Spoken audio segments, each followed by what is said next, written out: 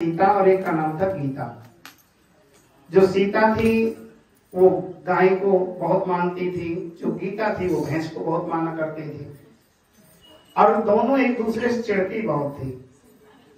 एक दिन भैंस ने उसको गीता को कहा कि महारानी, राजा जो है ना मुझसे बड़ा पक्षपात करते हैं, उस गौ की वजह से मेरी बिल्कुल भी पूछ नहीं है, घर में कोई भी मेरा आदर नहीं करता, इसलिए कुछ ऐसा करो कि वो गौ परेशान हो जाए।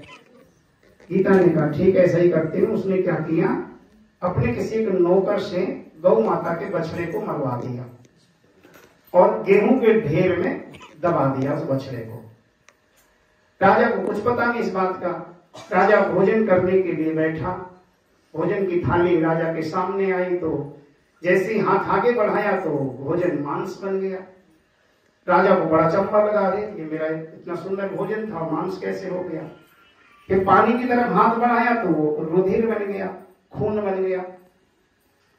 राजा ने आंखें बंद की और भगवान से प्रार्थना करने लगा कि हे प्रभु, मैं तो पूरी प्रजा की सेवा करता हूँ, पूरी प्रजा को अपनी संतान की भांति मानता हूँ, किसी के साथ भेदभाव नहीं करता, कोई ऊंच नीच का विचार नहीं करता हूँ, फिर ऐसा क्यों हो रहा है, मुझसे क्या गलती हो गई, जो भी अनजाने में या जाने में जो भी भूल हुई हो तो मुझे एहसास कराओ। तभी अंतरात्मा से आवाज उठती है कि राजन, तुम्हारी बड़ी रानी ने गाय के बछड़े को मार दिया है और अन्न के ढेर में दबा दिया है, गेहूं के ढेर में, इसलिए तुम्हारे यहाँ का सारा अन्न मांस तुल्य हो गया है, तुम्हारे यहाँ का पानी भी मदिरा और खून रुधिर के समान हो गया है।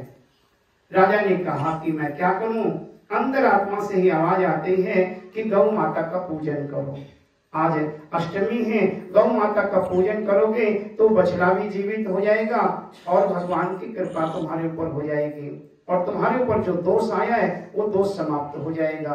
उस भैंस को घर से बाहर निकाल दो। राजा ने ऐसा ही किया, भैंस को बाहर निकलवा दिया, रानी को दंड दिया और भगवान से प्रार्थना की, जो हमसे अपराध हुआ जाने में अनजाने में उसे क्षमा करो। और फिर गौ माता का पूजन किया।